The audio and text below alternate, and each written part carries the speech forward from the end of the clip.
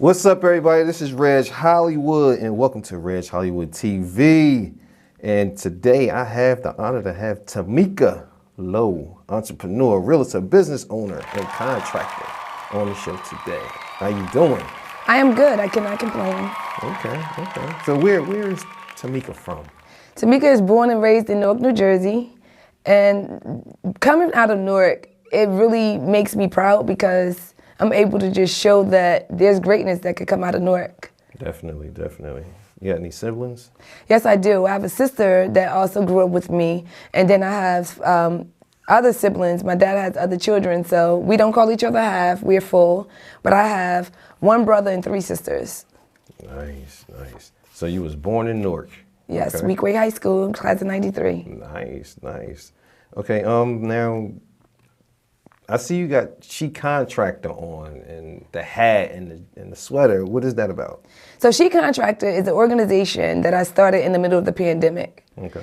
Coming from the business of construction, I will always get a lot of women that will always constantly ask me, Tamika, how did you get started? What made you get started? And I would love to do that, but I don't want to get dirty. And I see the things that you do because, I record myself. People love TikTok. And the one thing I learned, people love to watch women do construction. So I said to myself, what can I do for women in construction or bring women out of the trade business to show more? Because I do know other women that are contractors. I do know other women that are plumbers, and I come across many other women on social media. So I felt like, why not just start an organization for women in trades where we can kind of give them more of a platform and a voice, as well as just join the movement of women in trades. It's a big thing. Women are really on a bigger platform these days when it comes to business. So I felt like it was necessary to just start She Contractor. Okay. What made you want to get into a male-dominant construction? And you didn't think you would be as a woman that you would be taken advantage of?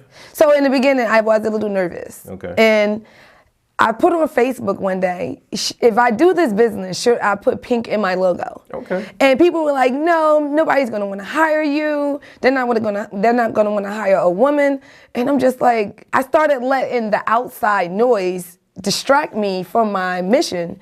So F&F General Contractor is actually my contracting business. The logo was black and white. It just makes sense, right? But then fast forward, we come to She Contractor. I'm like, they're not about to black us out. Right. So I put pink in it. Okay. But at the same time, I represent anything neon because neon colors are safety colors for construction. Mm-hmm. So I do the neon pink as the logo, but I still wear orange, I still wear the lime green. And I wasn't intimidated because I'm pretty strong. I'm not easily intimidated, but I do have to get a little bit tougher, and I do find that I've become a bit militant in my personal life because I deal with men. And because of that, a lot of people will say oh, you're good or you're great and your guys respect you. It's like, no, I don't curse anybody out. I don't disrespect anybody, but I'm very stern and I don't let nobody walk over me. So me being in a male-dominated field, it didn't make me feel like I needed to bow down or bring a man in. It just made me feel like I'm gonna do this. And now it's like, I don't fight to be in this industry. I'm sought after. I get so many offers. I get work without even bidding on it. And I just, I come highly recommended. That's good. It's about integrity in this business. At the beginning, was it hard for you at the beginning? They wasn't trying to let you in? So in the beginning, I did my own renovation project. Okay. And when I was doing that project, I was recording the work that I was doing. And then immediately after, I ended up getting a kitchen job. And I recorded that project. And then it just started from there because my last flip that I did was in 2019, so right before the pandemic. Mm-hmm. And I usually will sell a house and buy a house immediately after, but that house wore me out financially, emotionally, mentally, and I was like, I need a break. And maybe I should just go ahead and start renovating for other people. Mm-hmm. And it just started off with clean outs for real estate agents because I'm a licensed realtor as well. Okay. So I use my network. I use my network to help me branch out a little bit more. And the more I showed on social media, that's what actually grew my business. Okay. And then I just hired the right team. And I tell everybody, if you look at the Oprahs and the Jay-Z's of the world, even if they didn't know their industry the way they should have, they hired the right people to get them there. And that's exactly what I did. Right. Okay. So now, when you started getting into the renovations and stuff, did you go to school for that?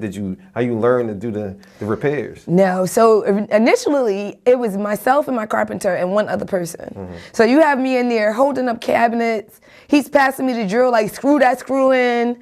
Then next thing you know, I'm doing backsplash because he taught me how to do backsplash. My carpenter, he actually told me to start my business. So on my first flip, he told me, because he worked for someone else, but he didn't work for them permanently. He was like a per diem worker that will only come in and do the tile work. So I went to that contractor and said, do you mind if him and I work on the second floor and finish it and y'all do the first floor, because I'm noticing that you're slowing me up and I'm using hard money. So as I'm doing the second floor with this gentleman, he's like, you should get your license. I'll be your #1 guy. And that was 2016. So fast forward, I get my license in 2017. I go get another flip in Hillside. I have my license. I drop the insurance because now I'm nervous. I'm like, I'm not using these licenses. I'm going to close them. So I went to someone else and had them start my project under their license. And then I had to fire them. And then I was forced to use my license. Oh, wow. So now it's like, we rolling, I'm doing more, and I'm just forced to just be who I am. And then I just started needing more help because now I'm like, I know what I can start with. I can do a 203K because I'm a realtor. I know what they get paid in contracting with 203Ks, and the type of salaries I want to pay because I want the best guys. I decided to just do my first 203K, and then I started hiring more from there. Okay. And it just kept going. For the people out there that don't know what 203K is, what is that? It is a construction loan. Okay. It is a loan that people use when they buy a house that's just distressed. Okay. So, you know, they watch HGTV, they see people buy houses and they watch them get renovations done, and that's exactly what I started doing. Okay. Yeah. That's great. In a male-dominant field. No, it ain't male dominant. I'm gonna tell you like this: careers have no gender. I have a sweatshirt that actually say that I wear sometimes. Okay. Careers have no gender. Okay. In no way, shape, or form you felt intimidated at all. In the beginning, I did. Okay. But then I remember a time where I went to go pick up floors, and the guy was like, "Where's your help?" I'm like, "Excuse me?" I'm like, "I'm here." He's like, "You gonna pick these floors up?" I'm like, "Yeah." I pick up floors, I carry shingles, I carry sheetrock. I carry plywood. Yeah, I'm picking this up. Okay. My guy's working. I'm not gonna bring them off the job if I don't need them. Right. So I picked up the floors myself. Okay. Any type of projects like that you don't do, or you do any kind of project? So as a general contractor, you are principal, right? You can take an entire job and you use your subs. Of course, we don't do plumbing, electrical, and HVAC. Heating and things like that because we're not licensed to do so. You need a license, you need to be able to stamp your permit. But when it comes to certain things like a large scale of cement work, I don't do that. We will do a slab, we will do a porch, we'll do things like that, but when it starts to get into bringing in truckloads of cement and pouring, I don't do that. Asphalt, I don't do, but I will repair asphalt. I started doing my own roofing now, so I do roofs. My carpenter actually went and got his own license. So it's like it's a thing that people don't understand. When you're running your business, the way you have to do your insurances, certain things for workers' comp, and you have to have your liability. What I did was I pushed the roofs under his company's name, but it's still through me. So that I don't have to pay the workers' comp to his team to do the roofs. So it's still my job, and I still pay them directly, but it's under his company's name on the sub side. Okay. It's all about the insurances and the way the state of New Jersey is doing insurances. We all have to be careful with the way we work nowadays. Okay. So you got it all mapped out, huh? I eat and sleep this business. I do. I'm self-taught in a lot of things. Okay. And when you ask me did I go to school, I did go to adult night school. Okay. At North Tech in the Donald Payne building. Okay. Right before the pandemic, they were offering classes for $250 for people from Newark, and they was offering $350 for people outside of Newark. It was about 22 classes. We didn't finish like the last 9 classes because of the pandemic, but we did a lot of carpentry.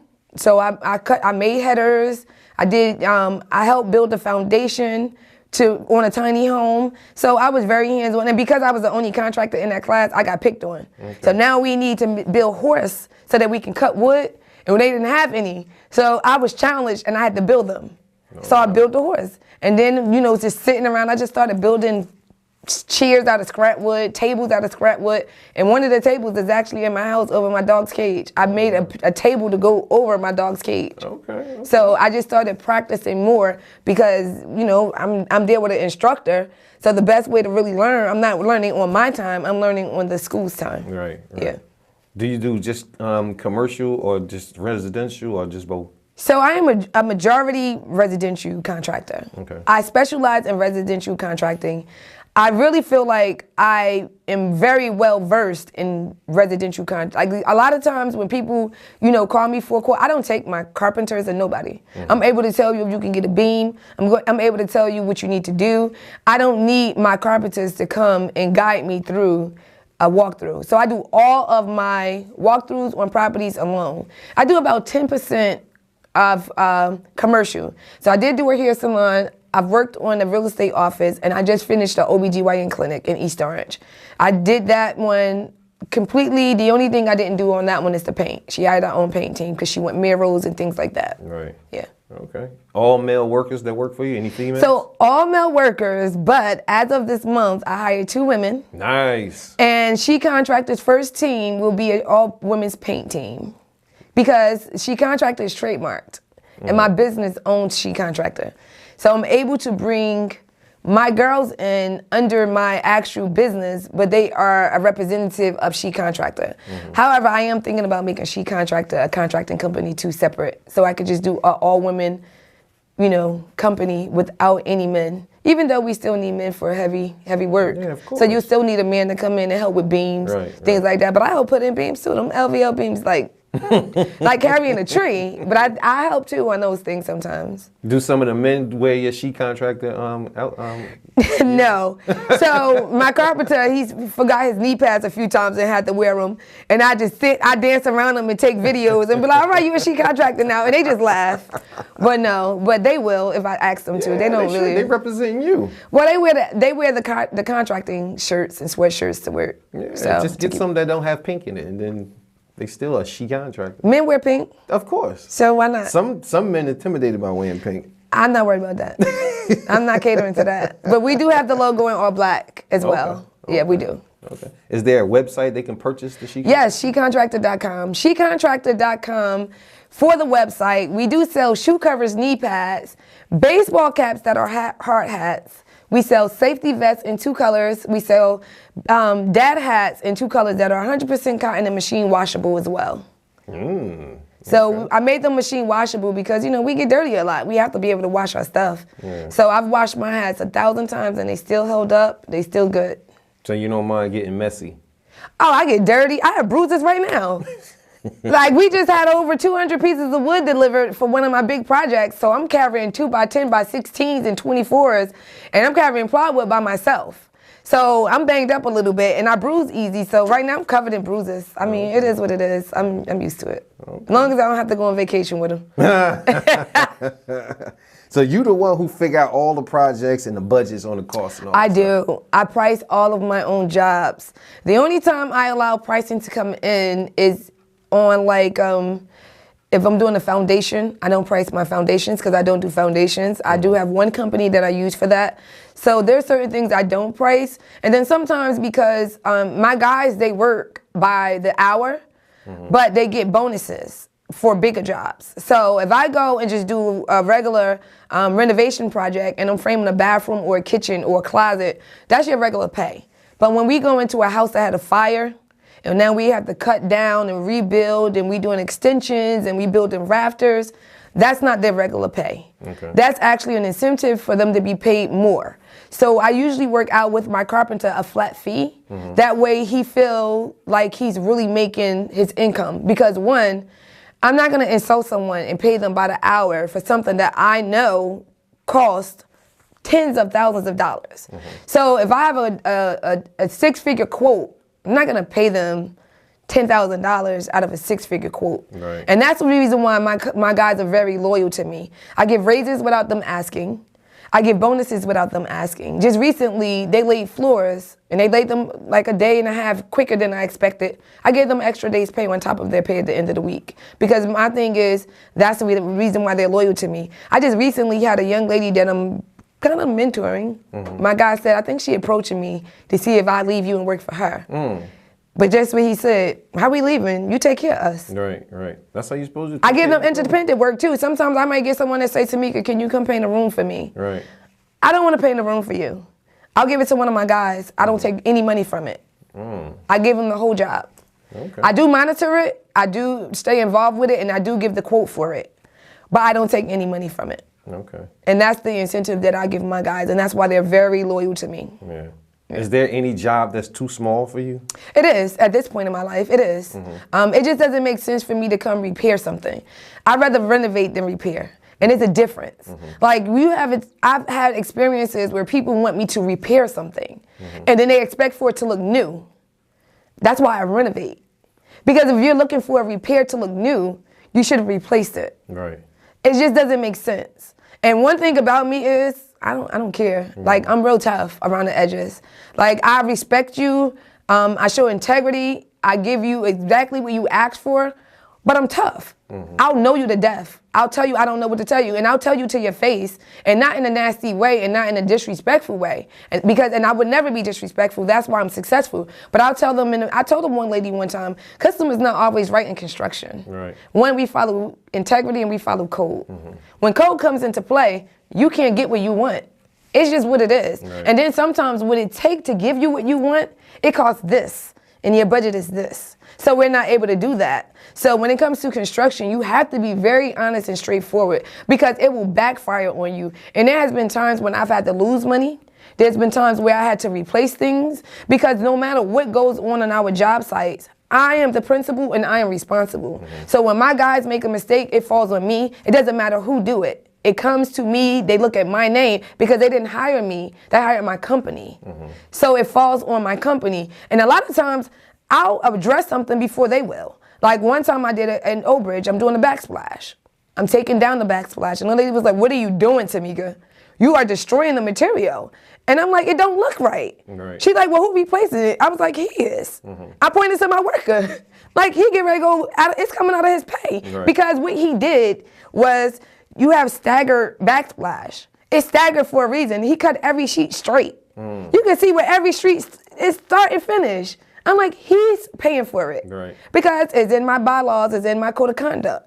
That if you tell me, if I walk in the room and I say you're done, and you say yeah, and it's not right, you're responsible. But if I walk in the room and you say to me, I didn't finish it because I was unsure, I tell them all the time, walk away. Don't finish what you're unsure about. I'd rather them walk away than to give me shit work. And that's what I stand behind. I don't care if it delayed me a day. Don't give me shit work and don't have my clients upset. Have there any time that you did a job and you took a loss? Of course. Yeah. I mean, I can't even count. Of course. And I don't mean a loss like I didn't make money. A loss because I didn't make what I should have. If you give a quote to something and you know that you set to make 35% or 25% on that actual quote, I've been times where I'm supposed to make 35% because, one, we pay for insurance. You know, we pay in taxes. We buying tools. We're buying the blades and the things. So when people think that we're giving a quote on just this, I hate when people say, you're only doing this, but what does it take to only do that, right? So if I'm supposed to make 35% to cover all the fees and everything that come, I might make 28%, 22%. And it's not a loss. I just didn't make 35. So I've never actually lost. It's been times, like in my last flip, I didn't lose, but I broke even. As long as I don't lose, it's all that really matters to me. And I feel like that too, because I come from the world of numbers. I have a business degree. My concentration is accounting. So I've always been in the accounting spectrum of the bookkeeping, accounts receivable, the general ledger. So for me, in my head, I balance everything. I go in Home Depot and I can only need 3 toilets. I'm buying 4 because the bulk discount is 4. Now my guy's like, why you have 4 toilets? But they've learned me now. Oh, she got 4 toilets because the extra toilet saved her $40. So now I'm gonna put that toilet up in my basement until the next job. So if I need anything close to the bulk discount, I buy the bulk discount. Even if I only need the bulk discount, if I need 15 buckets of compound, sometimes I might buy 20 Because I don't want to hear, I need 2 more, Tamika. I don't want to hear that. So I buy more because I don't want to go back and buy it for the regular price. I want the bulk discount. Okay. So that's how I make everything make sense to me. I reuse wood. I reuse a lot of things that a lot of people probably don't think of. And we had to do that during the pandemic because wood was up 300%. Right. As long as it's not welted, rotted, split, you can reuse wood. Right. And that's what I do. Okay. Do you think what's going on in the world today is going to affect everything that's going on with the supplies that you probably Absolutely. Buy? So just last week, I ordered 660 pieces of wood because of the tariffs. And when I went to the lumber company that I use, it's Cashlander in Newark, they was like, yeah, Tamika, it's going to happen. But then, as we all know, the guy that's over the country starts backpedaling. And as he starts to backpedal, now the tariffs are on hold for a minute when it comes to wood. But as soon as I get that phone call, like, Tamika, wood going on Friday, I need the rest of my order. So out of that 660 pieces, I took about 250, and I left a balance. But I told them what I'm going to do is I'm just going to get the rest next week because I don't need the phone call, and then my back is against the wall and I'm scrambling to pick it up or get it delivered. So, yeah, I'm preparing myself for the tariffs to hit the contracting business. Yeah. That's like I'm to the point where I'm ready to go get a storage unit and just stack. Right, right. Okay. Because I do that anyway. I have a whole warehouse in my basement.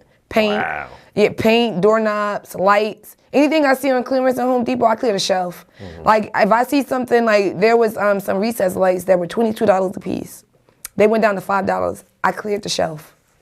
So when I go do these houses, I just go in my basement and keep it moving. Right, right. That's good. What about the real estate game? Have you slowed down doing that? So I absolutely did slow down, and I put my license on referral in the beginning of at the end of 2023. And the reason why I did that because I found myself being pulled a lot. Like I don't want to say that one is more important than the other, but if you want to do dollars for cents, I had to make a decision, and it just made more sense for me to stay on the construction side, especially being that construction was my plan B, and it really wasn't even a plan for me to be licensed. It was supposed to be me being a realtor and a real estate investor. But when you start seeing that sometimes the contractor make more money than the investor, that's one. And then you start seeing that the real estate sales fall apart quick, and then you start doing the math. So I had to break it down to someone like this. You work with a buyer for 6 months, and let's just say you finally find a house in 6 months, and you buy it in the low-income area somewhere like, let's just say Essex County, right? I don't want to say a particular city. And that house gave you a commission check, and it was only $11,000 after your broker paid you. I divide that by the 6 months I worked with you. I did not make no money. Right, right. The 6 months divided by $11,000, I made $1,000 and some change a month. That is no money for me. Right. That's not enough for me. And as I go back to, I'm a numbers person. So it doesn't mean that my heart is not in making people's dreams come true. It just makes sense that I'm building a career and a business that I can leave to my family. I have no children, but I have heirs. I have nieces. I have nephews. I have cousins. I have a reason to want this to work more than an actual real estate license. So being interviewed by someone from the African American Chamber of Commerce, she said, do you see you leaving your business behind? I would love to have on my trucks 10 years, established here. I would love to have that history following my family and to be able to leave a legacy behind of a business that never has to go anywhere because robots and AI can't take this business. Right. I don't care how many AI videos we see of a robot putting up a piece of sheetrock. If it's uneven, he's not going to know. Right. Who's going to shim a cabinet? I mean, think about it. Who's going to quick level a floor for us to put ceramic tile down? There are so many things that a robot is not going to identify. Who's going to run a jackhammer? Like, even if there's machines that do it, it's controlled by man. Right. So there still has to be a human involved in this business. Who's going to give quotes on these businesses? Who's going to change when we see unforeseen circumstances behind the wall? Is a robot going to eyeball it and say, we opened the wall, it's mold back there, it's termite damage back there. Okay. Now we got to redo it. When we pull up subfloors and bathrooms and our beams break, who's going to do the beams over? Yeah, you're right. So I'm leaving my nieces and my nephews something that I feel like AI and computers can't take. Yeah. Are you training them to to learn the construction business? So I did have a family member that was under me, living with me. I left to go to Ghana for 11 days. She ran an entire project by herself. But she did not want she didn't want structure. You being in my house, you go from 19 to 20 and you don't want structure. It's not about me being strict, because I've been 20 before. My mother wasn't super strict, but I see what goes on out here. You know, I don't want you out here smoking marijuana off the street. It has fentanyl in it. I'm not that cool cousin. I'm the cool cousin because I'm cool, right? But I'm not the cool cousin when it comes to integrity and health and life. Right. So if I'm telling you and I'm trying to guide you in a way to respect yourself as a young lady and to also protect yourself from the things that we see happening in our neighborhoods, the first thing she did was walked away. So she walked away, and guess what? She was literally my vice president for my organization. And I was literally putting her on my business eventually. Wow. Because she really was learning the business. But when they want to go astray, we have to allow them to do that. So right now I have 2 nieces that are in 2 HBCU colleges, big softball stars. But when they come home for the summer, they will be interning and learning the business, because I have to make sure someone learns. Yeah. It's very important. To the family. I mean, I'm being left in the will with my carpenter for his grandson. Okay. He just lost his wife, and his grandson gets everything. He's 16. So I agreed for him to put me in his will that I would be his advisor on all of his real estate. And I really don't need anything from it. You know, it's just a matter of being able to have someone. We don't get that. We get in real estate that when grandma died, we sell her house. Right. We don't want that for our children. And they think that, you know, before the pandemic, being able to sell a 3-family house in Newark for $200,000 and your eyes get big, we spend $100,000 a year to survive nowadays when you want a certain lifestyle. So you actually sold grandma's house to survive for 2 years, if you let it last for 2 years. But if you look at the bigger picture and you say to yourself, now grandma $200,000 3-family is worth $750 or $800, and I could get market rate rent, even if I just put Section 8 in here, $2,200 a month. Now if you do the math, what you thought you was losing, you really gained more. Right. So we're selling off our assets and our longevity of survival for the moment. And it just doesn't make sense. And, you know, it's just something that I feel like we need to pay attention to as not just people in urban areas, but people in general, because it's not just us. I've seen it plenty of times. Right. Plenty of times in many areas. Yeah. In rich areas. And then when they sell a house, they get that money. They run through it in a year, if that. I mean, it's crazy. Yeah. And don't get me wrong. Everybody don't want to be an entrepreneur, and everybody does not want to be a landlord, right? But I think when you're raised around it and you see what it gave you, and you always had a stable place to live, why that's not your mindset now when you living over there with your baby mama, or you living over here in this apartment, or you found a basement apartment or an attic apartment, and the first thing you do is go buy a car. The first thing that depreciates. You don't do any type of investment. Only thing you do is you floss, you traveling. It does not make sense. It just doesn't make sense. My mother made me a homeowner at 23. My sister had 2 houses at 26. And don't get me wrong, I see people out here with 10 houses at 28. I get it. But we're not always taught that. Right. And I was taught that at an early age, and that's the reason why I value it. And I didn't really take it serious in the beginning. You know, I wanted to be on the plane, I wanted to be in Miami, I wanted to be in Cancun. Right. I owned a house, I got sick of it, I hated being a landlord. I get it. But when you really sit down and you really do the math and you really look at it, it makes sense. Right. At any time in your life you wanted to walk away from the construction? No. I never wanted to give up.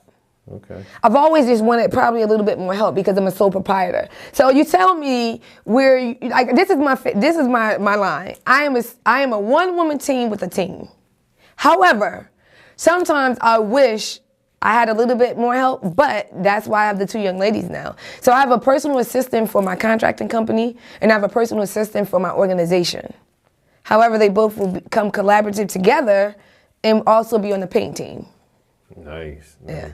Okay. That's the only way I can pay them. I mean, I don't make that much money to be giving people $50,000 a year and $60,000 a year salaries. So it's like, you really want to get in this, just come on and paint and do a little bit more, but at the same time, that's where I really need you at stationary at. Yeah. So that's how I do it. Is it more ups than downs?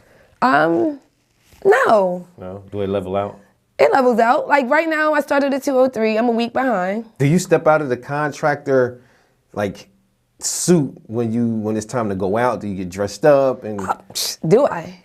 I'm a girly girl. I mean, I feel like, I remember my guys was like, I did not even know that was you, Tamika. I apologize. I double take. It wasn't out of disrespect. I wasn't looking at you like I'm attracted to you, but it was like more like they see me always dressed down. Like, I don't care if people see me without lipstick or without some foundation on my face. I don't care. I make videos like that. Mm-hmm. I am who I am. I don't do anything for the general public, for criticism, or for approval. Right. I do it for me. So me getting dressed is always for me, but I do go out a lot. I may get off work and have to go get dressed and go to an event that night.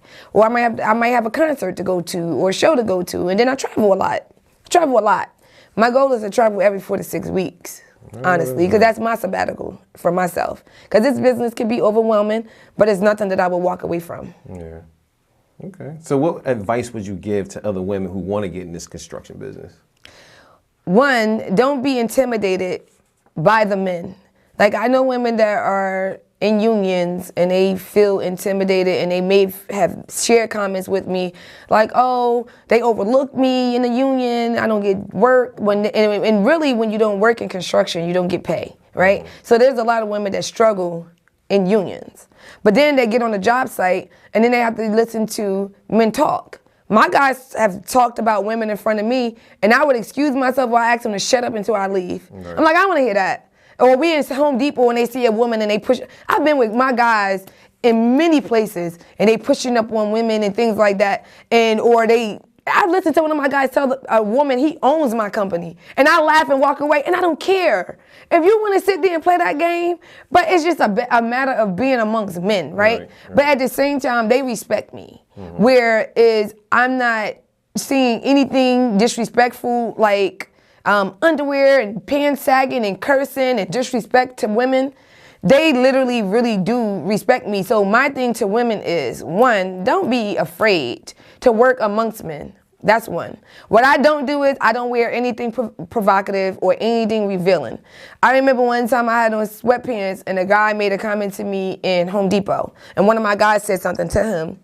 I wrapped my hoodie around my waist. It wasn't that I had on leggings, but at the same time, maybe the sweatpants was a little bit too fitting. I don't know. So I'm more conscious of the way I represent myself and my attire. I don't have my butt crack showing, bending over. I tell that to my guys. I'm like, okay, all right, plumber, pull your pants up. Right. Like, I say things to them, but at the same time, I think it's just a matter of doing it without being afraid. Because if that's the case, why would you do any other career? Right. Men are nurses.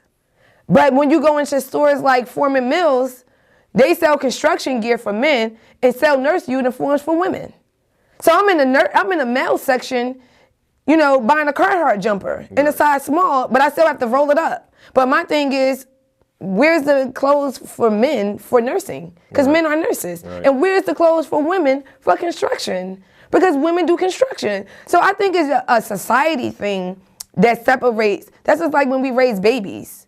We say cars are for boys and dolls are for girls. Pink is for girls, blue is for boys. Mm-hmm. It's a taught behavior. Right. So it's like, if you come in with the mindset that you don't belong there, maybe you don't. I don't feel like that at all. I deal with men, more men than I deal with women on a regular basis. Mm-hmm. Even when I walked in City Hall in Union, the lady said, I love seeing you coming here because you always know what you're talking about. Because I speak the language. Right. I know the codes. I'm sitting here and I have to meet with the building inspector over something that happened at a lady's property that I'm helping her with because she has a lien, and I'm speaking in code. You have to be you get more respect when you know the business. Right. So it's just about absorbing it, learning it, and wanting it. Okay. And they don't have to do what I do. They don't have to get dirty. Yeah. You could be a GC and never touch nothing. I choose to. Yeah. I don't watch people work. I work. Right. And that's the beauty of it, because they see you getting in the trenches with it. Exactly. That's exactly it. Yeah. So if somebody wants some work done or contact you for business, what do they go for? So they can contact me. I can be contacted through my website. So my website is linked to all my social medias and my email. You can email me through there, or you can email me at Tamika Lowe, TAMIKALOWE @shecontractor.com. I am on all platforms on social media, from Teams to Fanbase to X to TikTok to Instagram, Facebook, LinkedIn. Across the board, She Contractor. I use one name on everything. It's trademarked. Nobody can use it. So if you ever want to find me, I am She Contractor on everything. Nice. What if somebody want to get into the real estate and they want you to sell or help them purchase a house? I can refer it. Only way I'm gonna take my license out of referral is when I start developing. Okay. Then my license come out of referral. Okay. Other than that, and it's consumer fraud to have your general contractor's license and your real estate license on the same property. That's fraud. Okay. But I have a way to do it where I need to be able to, even if I don't sell and do the transaction to my business, I want to be able to show my properties and be on the scene for any open house or anything that needs to take place, and I need to come out of referral for that. So I'm willing to do that. Okay.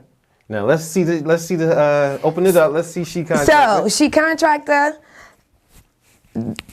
My logo is actually me. This is me. A picture that I did on a ladder with I had a drill and different things on it. So this is actually me, and a lot of people don't know that. This was actually a gift from someone really special in my life that actually did this logo as a surprise to me. But I'm so big on branding that I went and got my Scully, have hats. I wear my brand as much as I can. So the logo stays. The logo is used sometimes without me on certain things that doesn't fit, but right now we will be branding from coats to hats to more apparel. I have heated vests, I have painter jumpers, boiler suits. I have a lot of things. So being that we don't find reasonable price apparel for women in trades, I created it. Nice. So if they can wear Milwaukee and Carhartt, they can wear She Contractor. Right. And that's how I look at it. Okay. Thank you so much, Tamika, for coming. I appreciate you, and I'll see you again when you got something else going on. Thank you so much. Thank you for having me. You're welcome. For more information, go to shecontractor.com.